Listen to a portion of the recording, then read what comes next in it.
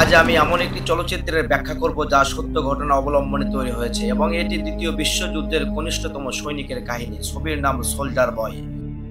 কাহিনীর শুরু রাশিয়ার ছোট একটি গ্রামে একটি পরিবার নদীর ধারে বসে সময় কাটাচ্ছিল। পরিবারের কনিষ্ঠ সদস্য সের্গেই আলিয়াকসভ গাছে চড়ে এবং তার বড় ভাই ও মায়ের সঙ্গে মজা করছিল। হঠাৎই জার্মান যুদ্ধ বিমান উড়ে আসে। মা তার সন্তানদের লুকাতে বলেন, কিন্তু সাহসী 6 বছরের সের্গেই একটি গুলতি দিয়ে যুদ্ধ বিমানকে আঘাত করে এবং বিস্ময়করভাবে সেটি বিস্ফোরিত হয়। কিন্তু চারপাশে দেখার পর সে আবিষ্কার করে তার পরিবার আর নেই। সে দুঃস্বপ্ন থেকে জেগে ওঠে এবং মাকে ডাকতে থাকে। হঠাৎ দরজায় কর্নারে কেউ। মা ভেবে দরজা খুলতে গেলে এক প্রতিবেশী ভীতসন্ত্রস্ত অবস্থায় ঢুকে আসে। সে জানায় যে জার্মান সৈন্যরা হামলা চালিয়েছে এবং তার মা ও ভাই মারা গেছে। ছোট্ট ছেলেটি এই দুঃসংবাদ বুঝতে পারে না এবং মায়ের জন্য অপেক্ষা করতে চায়। তবে প্রতিবেশী তাকে পালিয়ে যেতে বলে। সেই মুহূর্তে সৈন্যরা বাড়ির কাছে চলে আসে। প্রতিবেশী মহিলা সের্গেইকে জানালা দিয়ে বেরিয়ে যেতে বলে, কিন্তু সে নিজে পালাতে পারার আগেই গুলিতে মারা যায়। 6 বছরের ছোট্ট সের্গেই এখন সম্পূর্ণ একা। পরিবারের কেউ নেই, বন্ধুও নেই। শুরু হয়ে যায় তার বেঁচে থাকার লড়াই। সে পুরো গ্রামটিকে আগুনে পুড়তে দেখে এবং পালিয়ে যায়। কয়েকদিন ধরে সে জঙ্গলে হারিয়ে যায়, ক্ষুধার্ত অবস্থায় বুনো ফল খায় আর জার্মান সৈন্যদের কাছ থেকে লুকিয়ে থাকে। একদিন সে ক্লান্ত হয়ে পড়ে যায় এবং মাটিতে পড়ে জ্ঞান হারায়। ঠিক ওই সময় রুশ সৈন্যরা তাকে খুঁজে পায় এবং তাদের ক্যাম্পে নিয়ে যায়। সেখানকার কমান্ডার কুজনেত এবং সৈন্যরা তাকে ভালোবাসতে শুরু করে। সেনাদের মধ্যে একজন কাতিয়া নামে এক নার্স সের্গেইকে সেবা করতে থাকে। ছোট্ট ছেলেটি সবার মন জয় করে নেয়।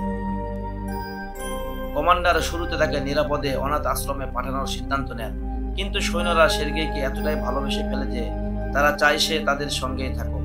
একসময় কমান্ডারও তাকে নিজের ছেলের মতো গ্রহণ করেন এবং তার দায়িত্ব নেন। সৈন্যরা তার জন্য ছোট্ট একটি সেনাবাহিনীর পোশাক বানিয়ে দেয় এবং সবাই তাকে লিটল সোলজার বয় ডাকতে শুরু করে। ঠিক এখান থেকেই নাম হয় তার, সোলজার বয়। সত্যিকারের সৈনিক হয়ে ওঠা। সের্গেই ছোট হলেও সে সেনাদের অনেক সাহায্য করতে থাকে।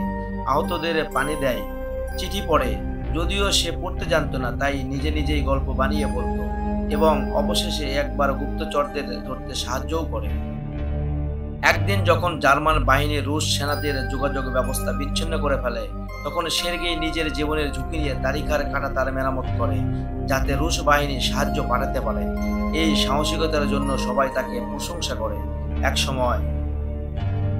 এক সময় কমান্ডার তাকে আনুষ্ঠানিকভাবে দত্তক নেন এবং তারা বাবা হন। কিন্তু যুদ্ধ চলতে থাকে এবং একদিন তাদের দল শত্রুর মাইনফিল্ডে পড়ে যায়।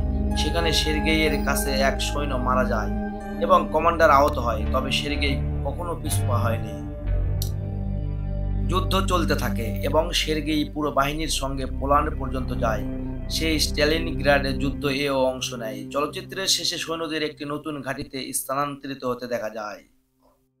এটি এক বাস্তব জীবনের গল্প, যেখানে একটি মাত্র 6 বছরের শিশু যুদ্ধক্ষেত্রে বেঁচে থাকার লড়াই করেছে, সাহসিকতা দেখিয়েছে এবং এক সময় ইতিহাসে তার নাম অমর হয়ে গেছে।